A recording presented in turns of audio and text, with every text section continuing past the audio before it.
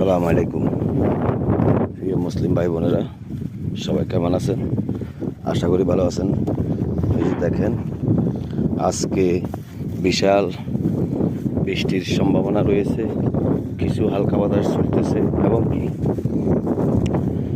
নোয়াখালী ফেনী অঞ্চলে এবং কি কোম্পানিগঞ্জ অঞ্চলে সব কিছু অন্ধকার রয়েছে। দেখেন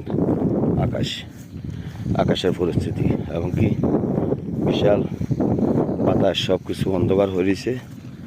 তো যা হোক, আমরা নোয়াখালীবাসী আল্লাহর কাছে রহমত দান করি। মানুষের ধান কাটতেছে, এগুলো যেন সুন্দরভাবে ঘরে তুলতে পারে। আল্লাহ যেন আমাদেরকে ওই সময়টা দেন। প্রিয় দেশবাসী এবং কি প্রবাসী ভাই বোনেরা, সবাইকে উদ্দেশ্য করে কথাগুলো বলতেছি। আপনারা যারা আমার এই ভিডিওগুলো দেখবেন, সবাইকে অনুরোধ করি আমার এই ভিডিওটা যেন ফেসবুক কোম্পানি এবং কি ফেসবুক মামুদের চোখে এবং কি নজরে পড়ে, সেই ব্যবস্থাটা করবেন। আমার ফ্যান ফলোয়ার ভাই বোনদের প্রতি অনুরোধ করি।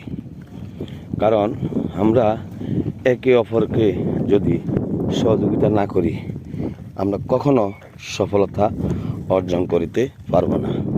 তাই বিশেষ করে বলতেছি যে আমরা সব সময় দেখব যে আমাদের ফ্যান ফলোয়ার ভাই বোনেরা যারা আছেন, সবাই সবার পাশে থাকি। কারণ যখন একজন একজনের পাশে থাকব, তখন দেখবেন ইনশাল্লাহ আমরা সফলতা পাব। তাই বলতেছি যে কেউ কখনো কাউকে হিংসা বৃদ্ধি, কোনোরকম ধাক্কাধাক্কি ঠেলাঠেলি এগুলা করবেন না। যদি এগুলা করতে যান, আপনারও লস, আমারও লস। তো সবার প্রতি অনুরোধ করতেছি যে এই জন্য যেন ধাক্কাধাক্কি বন্ধ করে। এই যে দেখেন ধান, এই ধানগুলো অনেক লাল হয়ে গেছে, কাটার মতন এখনও সময় পাইতেছে না। বৃষ্টি বাদল এবং কি আকাশের পরিস্থিতি ভালো না, এই জন্য অনেকভাবে চেষ্টা করতেছে কাটার জন্য মানুষ। এই হলো পরিস্থিতি। দেখেন এই ধানগুলোর একদম লাল হয়ে গেছে। তো যারা এখনও কাটতে পারেন নয়, তাদেরকে আল্লাহ জানার সুযোগ করে দেন, তারা যেন ধানগুলো কাটি ঘরে উড়াতে পারে। আল্লাহর প্রতি যেন রহমত দান করে।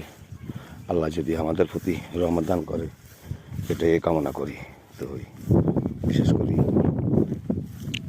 সবসময় আল্লাহর কাছে প্রার্থনা করি, আল্লাহ যেন আমাদেরকে একটু সহানুভূতি করে, যেন আমরা যারা গৃহস্থের কাজ করতেছে, যেন গৃহস্থরা এই দান ফানগুলা